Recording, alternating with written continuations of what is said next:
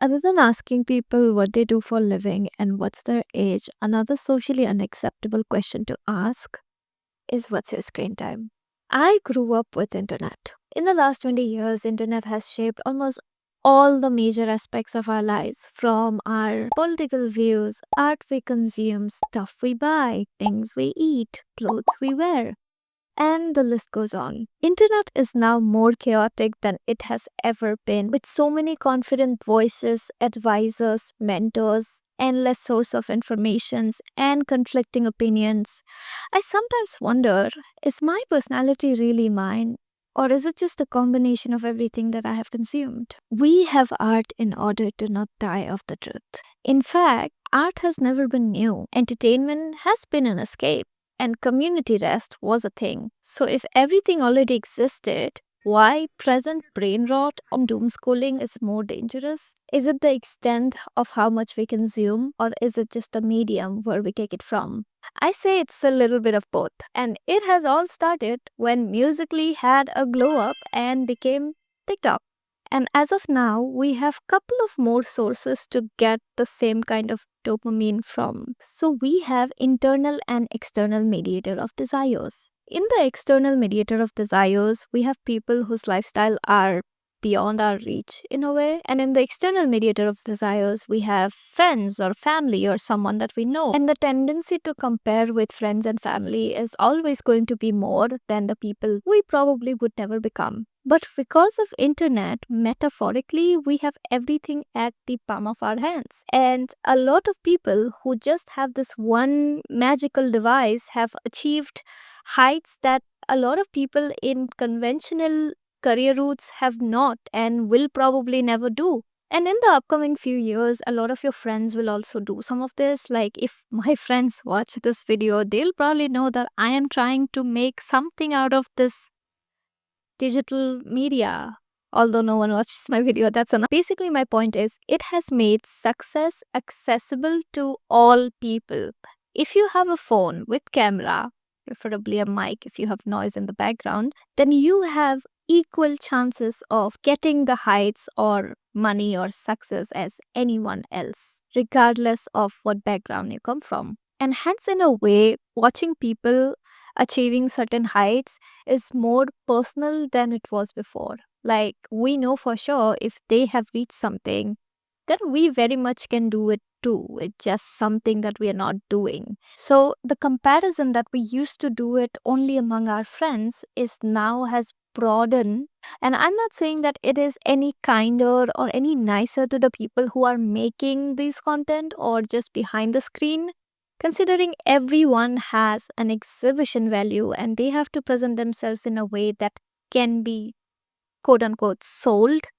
That also increases the risk of self doubt, self esteem, because how much of themselves they give it to people online. It's like a product that you're trying to sell, and if people like it, they can comment on it. If they don't like it, they will be brutal about it. And the word brutal reminds me of the internet hate. We are not unaware of the baseless, unnecessary hate that internet brings, to a point that it's almost cool to hate somebody just because everyone is hating them. Like, how many times did you hate a book or a movie or a singer or an artist just because everyone else is hating it or just because they are overrated? Let's say you own a phone, but not the content that you watch. You can select it, but you don't own it.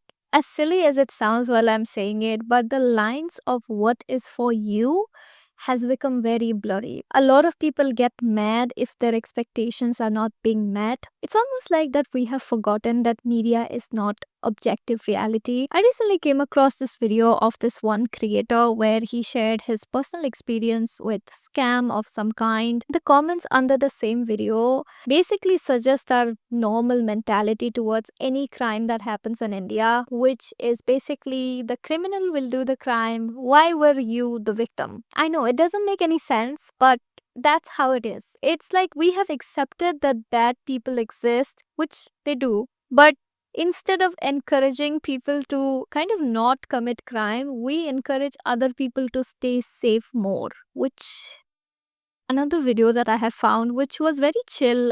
So the creator bought a lamp that happens to be resembling a different culture, and the comments underneath were trying to portray it as if she has committed some moral offense or something. I have seen this trend of irony in especially in short form content, where if the content is very serious and based on a very sensitive topic, then someone will say I have dark humor and they'll try to make it as light as possible. And if on the other side the content is very light and it's chill, nothing going on, then someone will find an error and try to make it very serious. Also, it happens in like animal related videos and children related videos. And children related videos reminded me how many children influencers are literally dominating short form content. Maybe you have no friends. Pink eyeshadow, pink lips. Ready with me? Tell me how. I went to Sephora yesterday and there was like a whole bunch of like little 12-year-old girls. I have another whole issue to pick with parent run accounts. There are some content that some people make for fun with their kids because we as human we like to show off the things that we made, but there's another way where you can clearly tell that they're trying to make money off of it. I don't want to say this, but basically it's child labor or doing things that they don't understand, they can't give their consent to, and their parents are making them do it, and the level of consistency that these kids have. School. Next up, my Glow Recipe Firm Serum. Gotta keep those wrinkles away. So, I got this new moisturizer from Glow Recipe because they love me. It's been a rough day, guys. It's not normal. And I believe this type of irony exists because deep down, whether we like to believe it or not, we like to be different. We like to stand out because that will get us picked, heard, seen, validated, all of these. It is also another way of forming a community.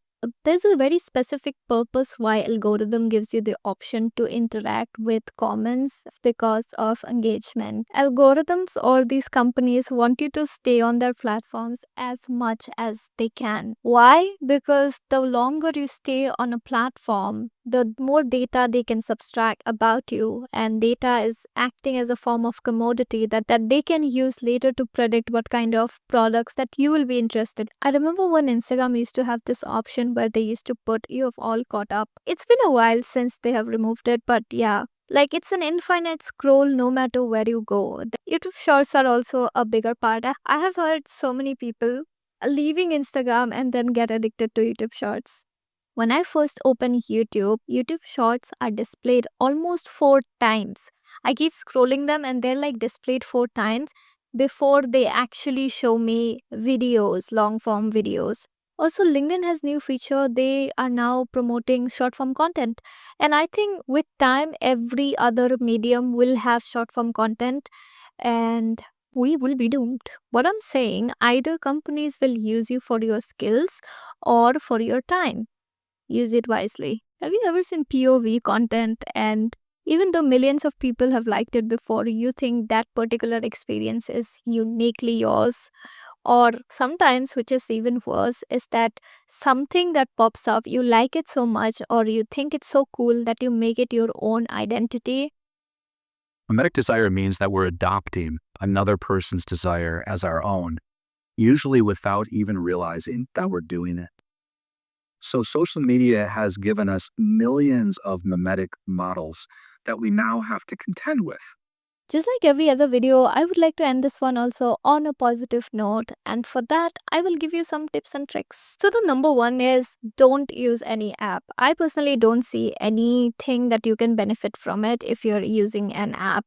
If you're not making content, if you're not making money out of it, there's no requirement for you to use an app. The algorithms are made in a way that you would easily scroll like an hour. Use those applications on web because the interface is very useless and you're not going to be addicted per se. And another form of advice is instead of short form content, try to watch long form content. Although it's going to still be brain rot, but still it's probably going to help you with your attention span, which has now decreased. It's 8 seconds. No matter where you are getting any information from, information is not equivalent to knowledge. Do your own research before believing anything, whether it comes from a short form content or a long form content. I have recently come across this one video where this creator has mentioned why you need to read fiction more than self help, where basically the creator was trying to make a point that if you really read a self help book where the first point is resilience, you will probably forget about it by the time you get into the fifth point. But if you read a book that is based on resilience, which is longer, you're probably going to remember it more. So it's not about how much you can get, it's about how well you sustain it. Thank you so much for watching this video. I'll see you next time. Bye.